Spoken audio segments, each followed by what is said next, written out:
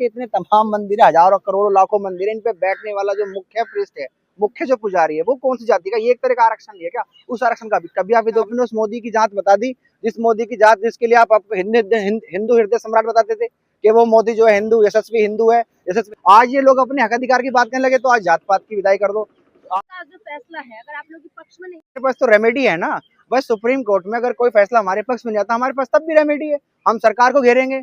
अभी अभी देखा नहीं अपने प्रदर्शन समर्थन में भी हुआ, विरोध में हुआ, ये तो लोकतंत्र की खूबसूरती होना भी चाहिए। लेकिन मेन चीज ये है कि मानसिकता क्या है, इसको खत्म करने की जो कह रहे हैं कि जातिवाद हो जाएगा, तो मैं पूछना चाह रहा हूँ कि अब तक किसी भी सवर्ण समाज के व्यक्ति ने इंटरकास्ट मैरिज के लिए कभी कोई धरना प्रदर्शन किया है कि इंटरकास्ट मैरिज होनी चाहिए? कोई अगर व्यक्ति किसी को घोड़ी से उतार दिया जाता है, कभी उसके समर्थन में कोई स्वर्ण सेना से स्वर्ण जाति के लोगों की कभी टीम वहां गई हो, या उनकी कोई पार्टी का व्यक्ति को नुमाइंदा वहां गया हो? तो जब तक जातिवाद आप खत्म नहीं करोगे, आप तो कैसे रिजर्वेशन तो मानते ही नहीं हम। क्यों नहीं मानते? मैं तो कहता हूँ जात पात मानने का उनके कारण ये बोलने में बात अलग है, कथनी और करनी में फर्क है। शास्त्र ये कहते हैं कि जात पात को गौरव विदा, हिंदू हिंदू भाई भाई, लेकिन यूजीसी की पर उन्होंने का कोई स्टेटमेंट नहीं दिया। देखो, वो जो व्यक्ति है, मैं उसको धार्मिक एक पागल समझता हूँ, उसको मैं समझता हूँ कि इस कोर्ट सुप्रीम कोर्ट के जैसे प्राइमेसिस में उस व्यक्ति की बात करना, मैं समझता हूँ कि अपनी भी संजीदगी है। वो मुझे लगता है 8वीं पे फेल भी आदमी नहीं होगा, तो उसकी बात हम क्यों करें? वो जो मानने वाले लोग होंगे वो माने उनको। करने की बात कहते हैं और हिंदू एकता की बात करते हैं, अगर हिंदू बताते हैं, ये जितने सामूहिक विवाह चलते हैं, चाहे वो बागेश्वर धाम करा रहा हो, चाहे कोई भी अन्य पृष्ठ करा रहा हो हिंदुत्व का, आप ये देखो वहां पे जाके कभी चेक करना कि किन किन जातियों के लोगों की वहां शादी हो रही है, किन किन जातियों के वहां पे लोग हैं, क्या वहां इंटरकास्ट मैरिज हो रही है? अगर जातिवाद है ही नहीं हिंदू धर्म में, मैं तो चाहता हूँ कि ना हो, बिल्कुल भी ना हो हिंदू धर्म में जातिवाद। लेकिन वहां पर किस जाति का व्यक्ति शादी कर रहा है, किस लड़की से कौन सी जाति है, ये जरूर देख लेना चाहिए वहां पे। हम मान लेंगे कि भारत में हिंदुत्व मजबूत होगा, भारत में जातिवाद नहीं है, भारत में सभी हिंदू के, हम मान लेंगे। आप करो ना, खुले तौर पर आओ, बोलो कि क्या हम इंटरकास्ट मैरिज करेंगे, दलितों के घर में क्या हम ब्राह्मण की लड़की ब्याएंगे और ब्राह्मण घर में दलितों की लड़की ब्याएंगे? हम तो चाहते हैं ऐसा हो, करके देख लो आप, हम तो मान लेंगे कि हम हिंदू एकता है। अभी मैं एक मैं आपको बता देना चाहता हूँ, बागपत की में एक खाप है, वहां पे कुछ मुसलमानों ने, जो पहले बताते थे कि वो हिंदू थे, उन्होंने वहां पे मुस्लिम धर्म अपना लिया। लेकिन जब वो उन्होंने हिंदू धर्म अपनाया, तो कुछ आर्य समाजी ने उन्होंने कहा कि हम हिंदू धर्म अपनाना चाहते हैं, आर्य समाज धर्म को अपनाना चाहते हैं। तो वहां के कुछ लोगों ने जब उनसे बात की कि आप धर्म तो अपना लो, लेकिन जाति में कौन से रखोगे उन्हें, जब उन्होंने बहन बेटी के रिश्ते की बात करी अपने, तो उन्होंने सबने मना कर दिया। तो पहले तो आपको ये मानसिकता दूर करनी पड़ेगी ना, तभी तो आप जात पात की विदाई करोगे। जात पात की विदाई आप किस लिए करना चाहते हो? सिर्फ हक अधिकार की लड़ाई छेड़ने के लिए? आज ये लोग अपने हक अधिकार की बात करने लगे, तो आज जात पात की विदाई कर दो। आज से पहले 1000 साल से जो अन्याय चला आ रहा था, उस पर कोई बात नहीं करता। सर मैं आपसे जानना चाह रहा हूँ सर, मैं देख रहा हूँ मीडिया में और उसे भी, अब जो SC ST OBC दलित जिसको कहते थे, अब करें कि उनको SC ST दलित मत कहिए, आप हिंदू कहिए। अच्छा ठीक है, मैं मान लेता हूँ, लेकिन सबसे पहले आप ये देखिए, जो भी भारत के संविधान को मानने वाला होगा, स्पेसिफिकली उनको SC ST में उनको अफर्म किया गया है, उनको कैटेगराइज किया गया है। तो आप कौन होते हो? आपके विधान में हम क्या है?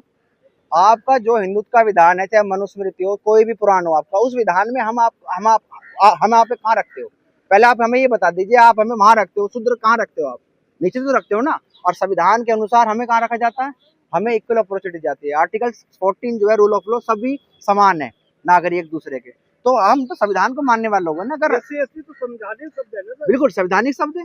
1950 में जो ऑर्डर हुआ था रिजर्वेशन का, उसके अंदर नोटिफाई है शेड्यूल कास्ट और शेड्यूल ट्राइबल। 1930 में ये वर्ड आया अंग्रेजों के टाइम पे। तो इसमें तो हमें एक माला में पिरो दिया ना।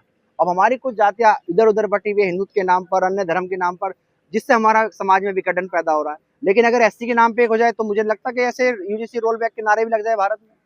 सर कहीं ना कहीं ये कहा जाता है कि पहले आप लोग आरक्षण ले रहे हैं और आरक्षण आज भी है, और फिर UGC के लिए मांग कर रहे हैं, तो ये कहीं ना कहीं स्वर्ण समाज के लिए गलत है ना? आप मुझे ये बताइए कि जिस आरक्षण की हम बात करते हैं, जो आरक्षण का विरोध करने वाले लोग हमेशा 15% लोग होते हैं, और उन 15% को आप सिर्फ सिंप्लीफाई इतना देखना चाहिए कि SC ST को 7.5, SC ST को 7.5, 15% इनका हो गया, और 27% OBC का हो गया।